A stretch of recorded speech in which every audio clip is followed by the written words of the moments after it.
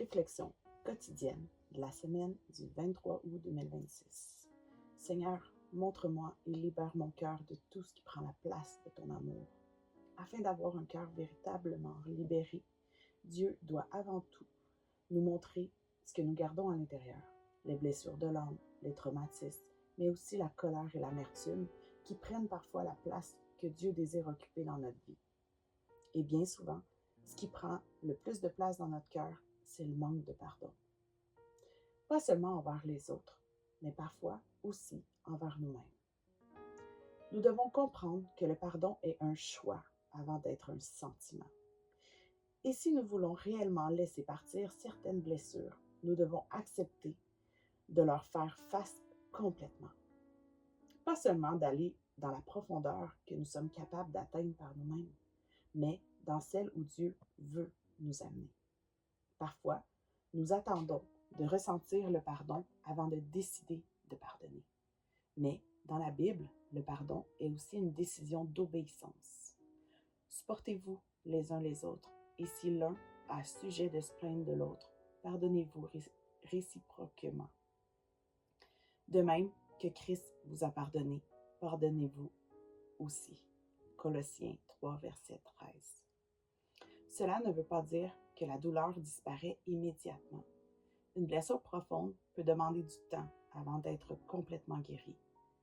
Mais le pardon commence parfois simplement lorsque nous disons « Seigneur, je refuse de laisser cette personne, cette situation ou cette blessure continuer à gouverner mon cœur. Je te remets cette situation. » C'est l'abandon complet du désir de faire sa propre justice. Et j'en connais quelque chose. Malgré tout ce que j'ai subi, le pardon n'a jamais été une deuxième solution. Il a été la première étape de ma reconstruction. J'ai parfois choisi de pardonner avant même que certaines personnes reconnaissent leur geste ou posent une action. Parce que je savais qu'en gardant la colère et l'amertume en moi, je restais prisonnière de leur choix. Par contre, me reconstruire après certaines blessures, ça, c'est un tout autre combat. Un combat intérieur, un combat psychologique. Mais, par grâce, nous avons le meilleur soutien pour nous accompagner. Dieu est allé avec moi dans les profondeurs que je n'aurais jamais pu atteindre seul. Il m'a permis de comprendre certaines blessures et certaines personnes d'une manière que je n'aurais jamais comprise si je n'avais pas accepté de le laisser aller aussi profondément dans mon propre cœur. Si tu veux avoir un cœur totalement disposé à Dieu, ne garde rien enfermé en toi. Verse tout sur Dieu et laisse-le s'en charger avec toi. Libère-toi de tous les fardeaux que les choix des autres ont déposés sur toi. Ne sois plus prisonnière de tes blessures. 1 Pierre 5, verset 7 nous dit « Déchargez-vous sur lui de tous vos soucis, car lui-même prend soin de vous. » Christ t'a pardonné, alors choisis aussi de pardonner.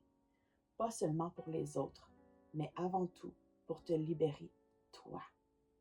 Que cette semaine soit une nouvelle dimension de liberté, de guérison et d'amour. Que Dieu te donne la force de déposer ce qui est trop lourd, de pardonner ce qui semble encore impossible et de lui laisser accès aux profondeurs de ton cœur. Bonne semaine et soyez bénis dans cette nouvelle dimension de liberté et d'amour que le pardon peut procurer.